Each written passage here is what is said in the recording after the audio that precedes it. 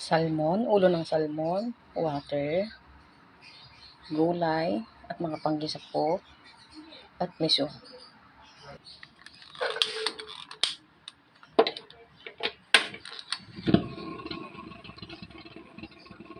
Siyempre, una, igigisa muna natin yung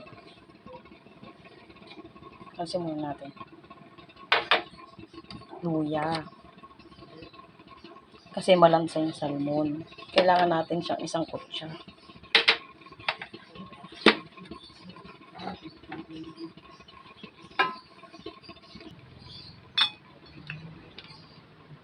Mantika.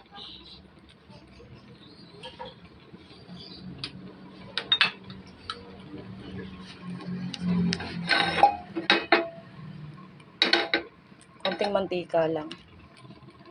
And then, luya, syempre.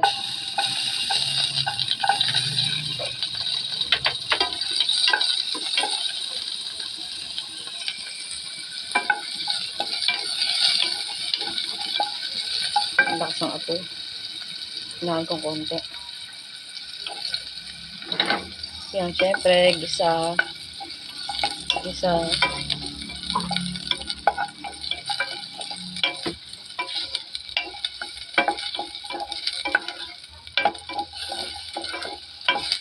And then next, sibuyas.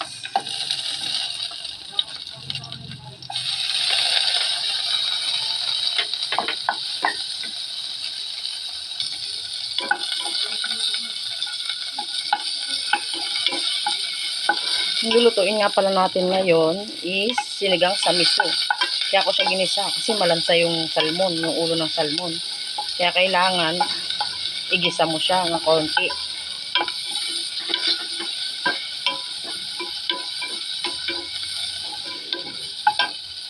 Madudulas yung kaldero. This time, malaking kaldero na gagamitin natin kasi malalaki yung ulo ng salmon.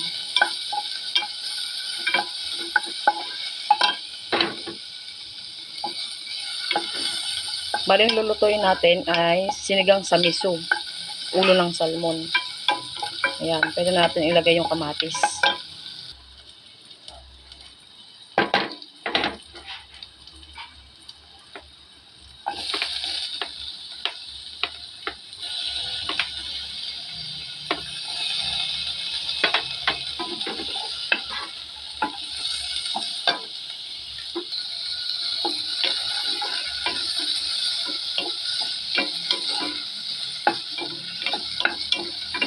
Ayan, kamatis.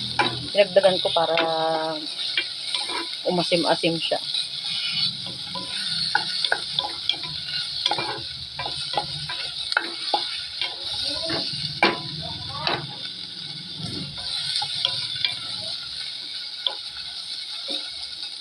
Hinahan natin yung apoy.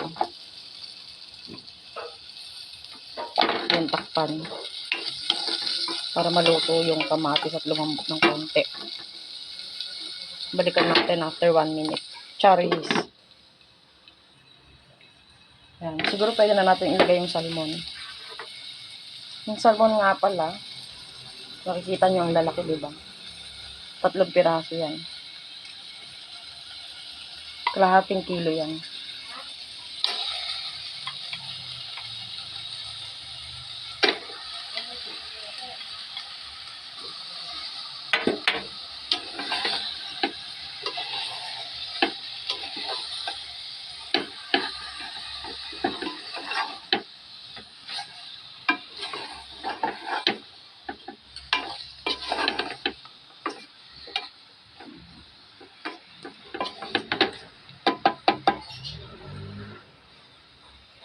Siyempre, hindi mawawala ang paminta.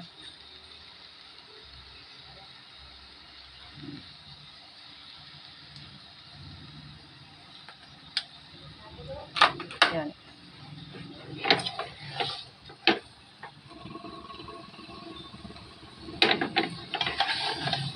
Gisa-gisa lang natin siya hanggang sa lumambot yung kamatis.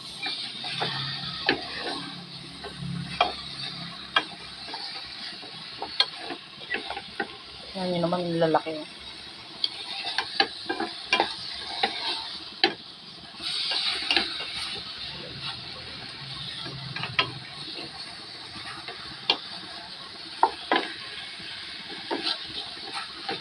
Pagka ganyan, pwede na natin siyang sabawan.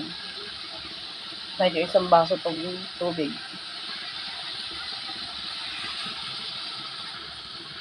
Para hindi dumikit yung salmon sa kaldero or kasirola.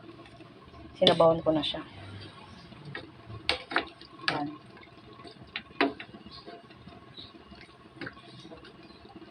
Makukuluin lang natin siya. Pwede na natin lagyan ng patis. Dagdagan na lang natin mamaya kung kulang.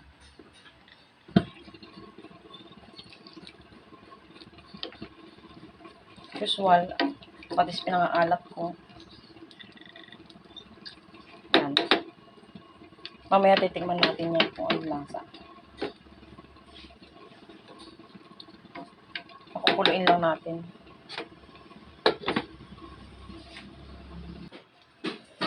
Ayan, medyo kumukulo na siya.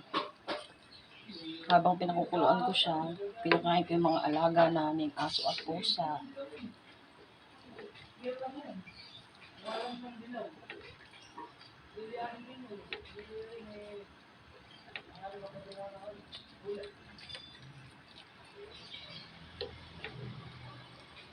Parang hindi siya agad-agad nalulusa. Dito lang nga.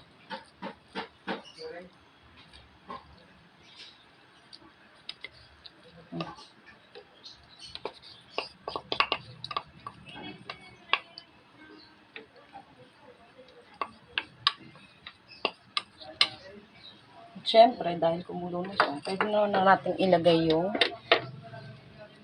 labanos. Malinis yung kamay ko, nagugas akong pinggan. Kaya nahugasan yung kamay ko.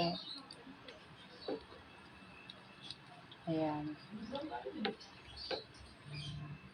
Ay, nakikita ko na yung istura nyo. Parang ang lapot niyang tingnan. Nilalagyan ko nga pala ito ng kalamansi. Yung kalamansi optional lang. Nasa sa inyo kung gusto siyang lagyan.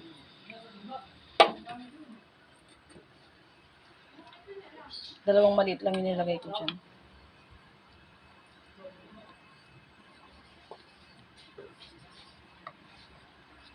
Ayan.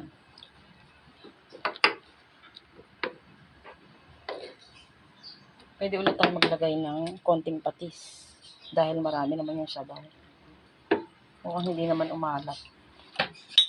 Yan, balikan natin kapag kumulo. Saka natin ilalagay yung mustasa, tsaka yung siling green. Bango.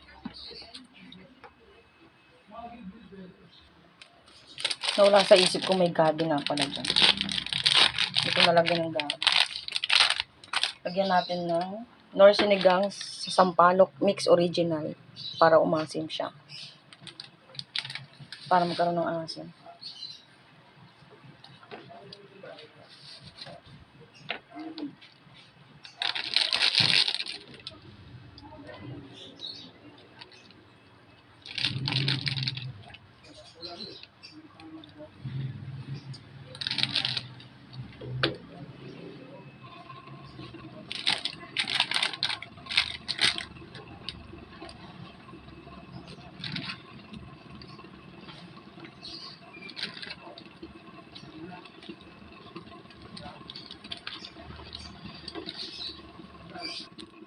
Pwede na nga pala natin ilagay yung dahon at saka yung sili.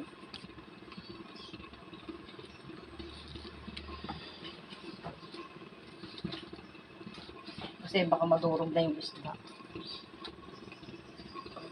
O nga pala, guys. Yung miso sinasala yun, ha? Pag yung ilalagay ng buo yung sinigang sa miso kagaya ng ginawa ko kanina. Kasi magbubuo-buo siya. Sasabit siya sa lalamunan.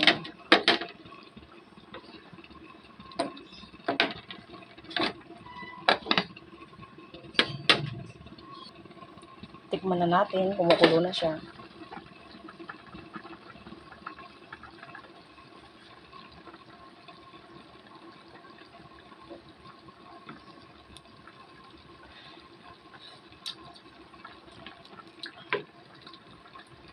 Asim na siya. Isa pa. Hingin natin konting alat.